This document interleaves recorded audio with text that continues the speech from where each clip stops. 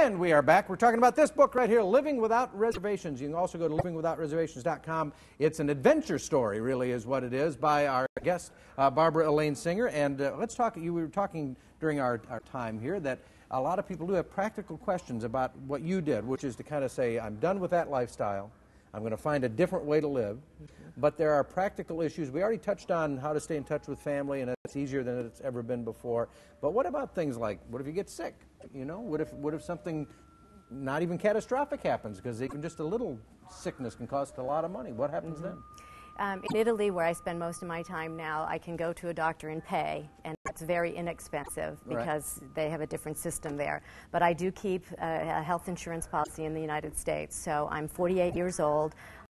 I take no medication. I'm in my correct weight category, and I don't smoke. And I pay $258 a month for that policy. So if something big should happen to me, I do have something that I can fall back on. You know, it's interesting to me because as sort of, it's not, the word frivolous is not the right word, but as sort of kind of out there as this sound, it sounds like you've got the practical side of your brain working as well as the sort of romantic out there side.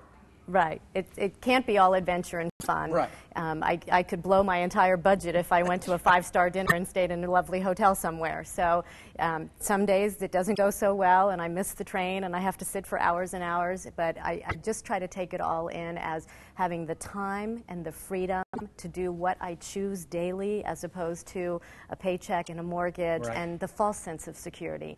And because of what happened to me with my fiance dying very suddenly, he was 64 years old, and it was all over, game over, like that. And so it lit a fire under my chair that said, look, if you have dreams, you have ideas or things that you want to accomplish, you better get going. Better get cutting. Let's talk a little bit about this. This is an empty, by the way, it's an empty bottle of wine. But it is important to you because this is part of where you landed on this adventure. After I got off the sailboat, I went to Florida, met a captain of a boat, sailed for 100 days on the Caribbean, got off the sailboat, and I said, if I could live anywhere in the world, where would it be? I chose Florence. Again, rented a room from a total stranger on the internet, didn't speak the language, didn't know anyone, wired her some money, and showed up. And I had the time of my life. She did, of course, speak English, or we would have never been able to communicate. But 10 days later, I went to the winery Il Savatici as a tourist and met a handsome winemaker, Giuseppe, and I stayed. Is that right? So this is a fairy tale ending. Well, a little bit. It keeps on going. Well, it's not an ending. It's a fairy tale chapter in this ongoing story, isn't it? Exactly. And so when you talk about land and sea, it is literally land and sea. I mean, you've gone both. I mean, you've been on the sea. You've been up to Alaska. You just said during the break that you and your dad might do another little trip up into the Northwest. I was teasing him, seeing if his feet were as itchy as mine. What does this boyfriend of yours in Tuscany think of all this? He loves it. He's a world traveler, too, and he did live in the United States when he was 20 and learned the wine business, the American wine business. And so he is a third-generation winemaker. If anybody's coming to Tuscany, they can come. We have a beautiful tasting room. We're just outside of Florence, my favorite city in the world.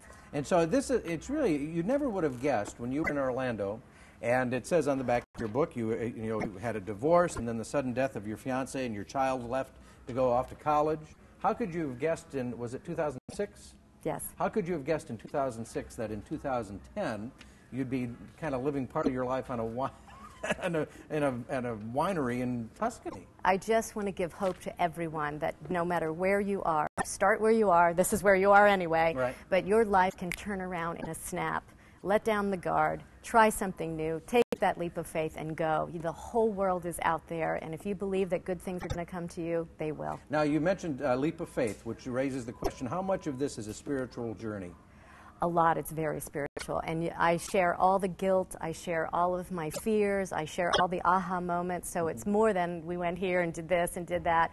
You really are inside my head. As an American woman suffering midlife, I didn't suffer really, but having to say, what am I going to do with the second half of my life? And not following the traditional path. You really do have to have a little bit of tunnel vision because people think you're crazy and you are not marching to everybody else's drum.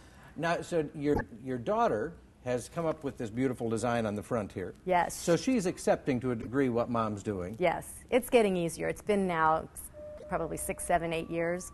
Do you ever give, I mean, this book is filled with your adventure and with advice, you know, some of it kind of indirect advice, here's what I did, take it or leave it, you know, kind of thing.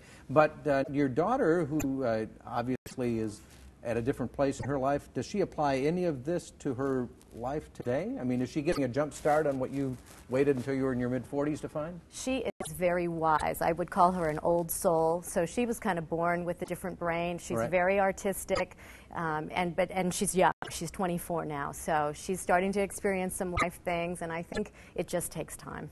Well, let's talk again. I want to tell you again where you can find out about this book. You go to livingwithoutreservations.com. You'll learn more about Barbara Elaine Singer. You'll learn more about the book. And is there anything about the wine on there? It's a Super Tuscan, 100% Sangiovese. This one's 94 rating by Wine Spectator. Send us an email, and we'll Learn about you're welcome that. to come. You just have a well-rounded life, don't you? It's pretty sweet. Very nice. Well, thank you, Barbara Elaine Singer, very much. Go find the book, Living Without Reservations. See how your 2011 will be different than your 2010.